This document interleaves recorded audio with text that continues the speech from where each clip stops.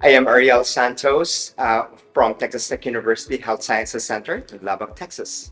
The first time I attended the East meeting was in 2003 here in Florida.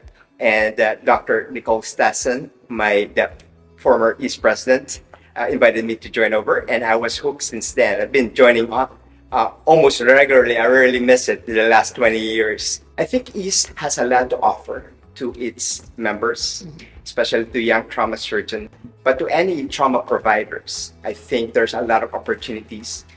East has so many divisions, like the education division, membership, publication, professional development, and research. So there's a room for everyone, whatever their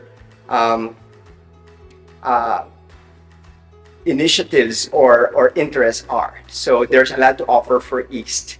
And we all know that East is great for its guidelines, but I think it's more than that. There's a lot of camaraderie as well.